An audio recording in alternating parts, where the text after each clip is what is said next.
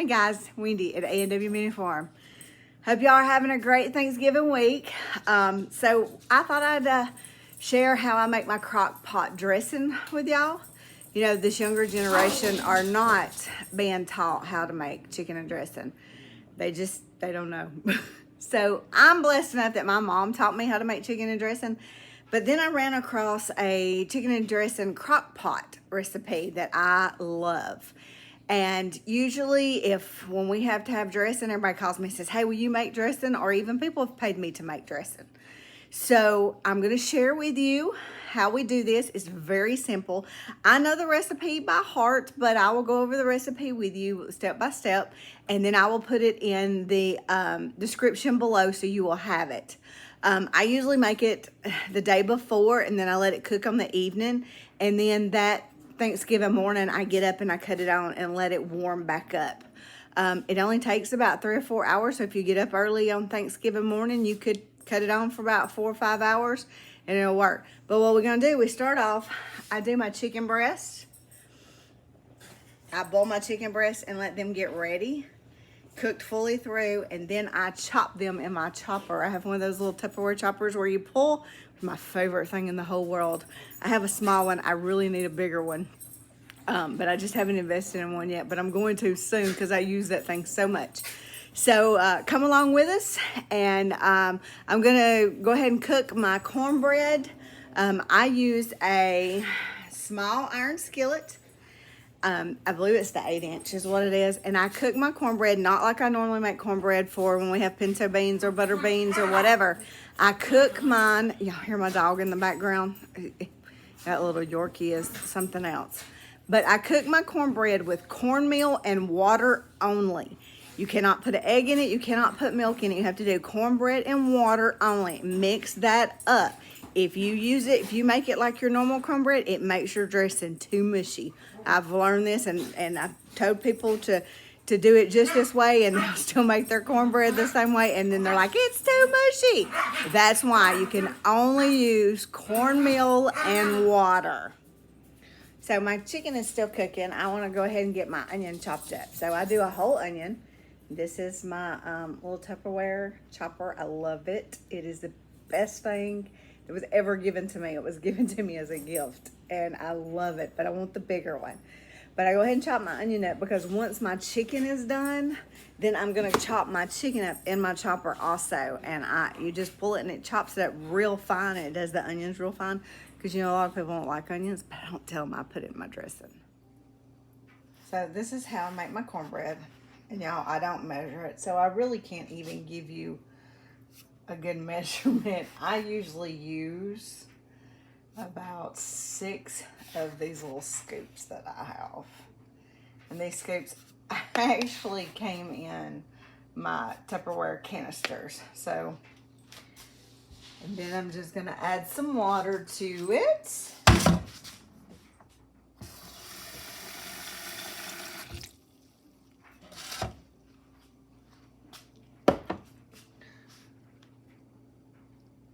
Hang on, I gotta get a fork. I forgot a fork. You never get all what you need, do you? This is a little hard because my counter space is limited, so we're just gonna do the best we can. But I mix it up till I get enough water in it. And if I put too much water, then I will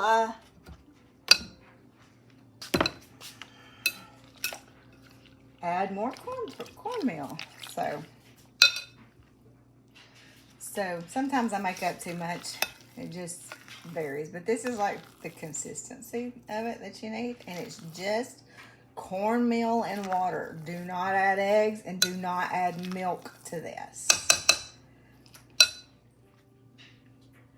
And once my chicken is done, I put it in my little chopper and I chop it up and I shred it.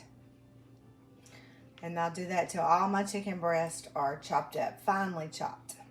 You don't even have to put chicken in this if you don't want to. I just do because I like it better, but the recipe doesn't even call for chicken being added. So I use my iron skillet And I put some grease in the bottom and let it get heated. And then this is what it looks like when I put it in the iron skillet. And I will cook it at 350 until I can stick a fork in it and it breaks up. It's hard to explain what it'll look like, but I'll show you as soon as it's done. This is hard to do. Alan is working late, so I'm stuck trying to do this. There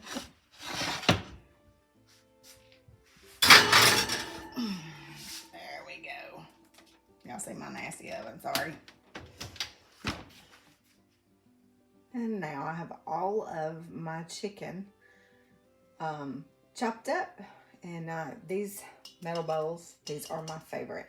Anytime I find these metal bowls anywhere, I buy them. They're my favorite bowls to cook and mix in. I love them.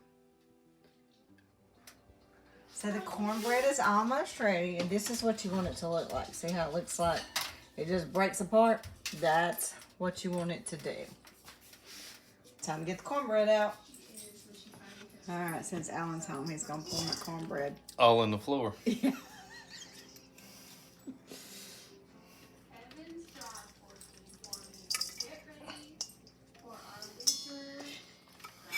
He's doing it the hard way.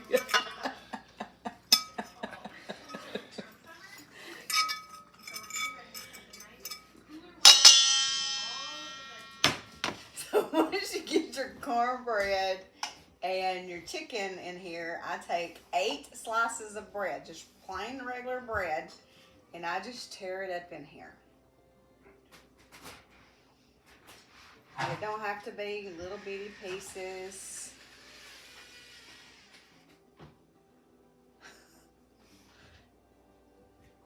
But I'd already tore some of it up, so we wasn't in there forever because it takes a little while to do all this. So that's your bread, your cornbread, regular sliced bread, and your chicken. Then you need 4 eggs. I use fresh eggs.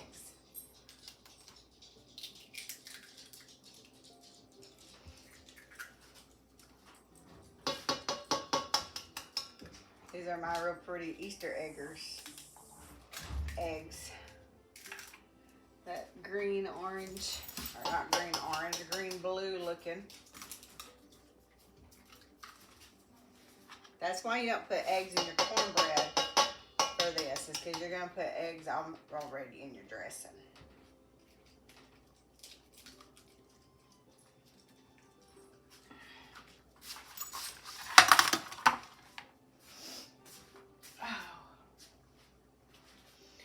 Then you take 2 cans of cream of chicken.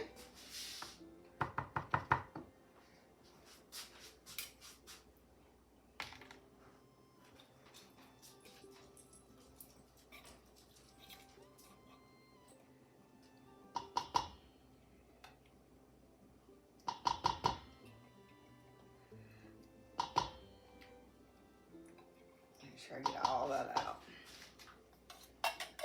Now you can double this recipe if you'd like for more, but for us, this usually feeds a family of around 20. So I've never really had to double it.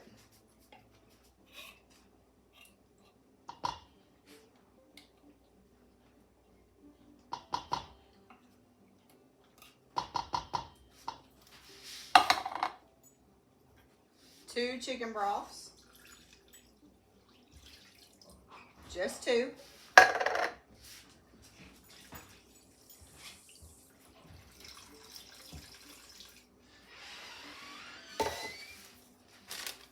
One stick of butter.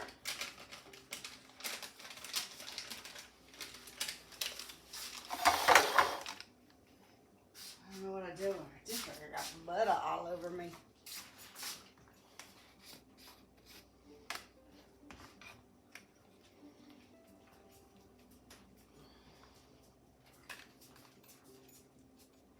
And then it's, put on my granny glasses so I can see, 1.5 of ground sage.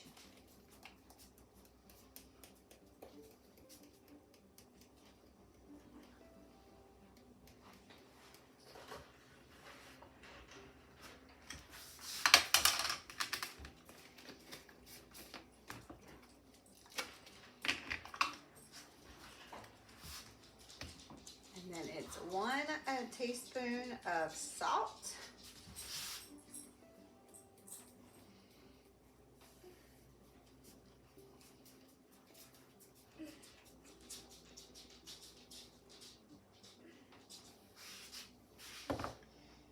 And then a 1/2 teaspoon of pepper.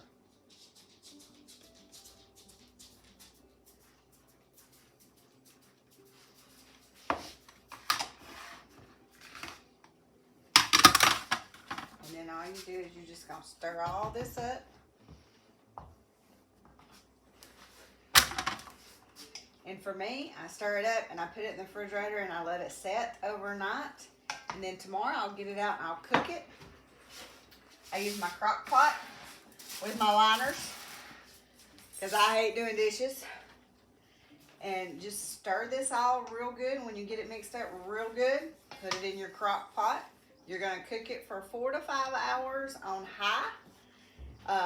You can cook it the night before, or you can get up early and cook it that morning. I always cook it the night before, put it in the fridge, and then I end up getting up the next morning and cutting it on low for 2 or 3 hours to let it get good and warm, and then it's done. And you serve it with your cranberry sauce. So I forgot to put my onions in, y'all. They were sitting over there by themselves. But I do the finely chopped onions. I use Vidalia onions. And then this is what it looks like, all mixed up. It looks sort of gross, but it's delicious. Once you get all that mixed up, put it in the refrigerator. So once you get all that crock pot dressing mixed up, put it in your crock pot.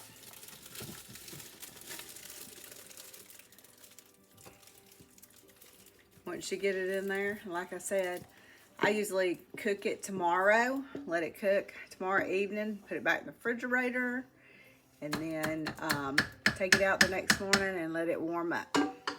The recipe will be in the description. It's pretty simple. So we hope that you guys all have a great and wonderful Thanksgiving, and be blessed. Know that Jesus loves you. Bye.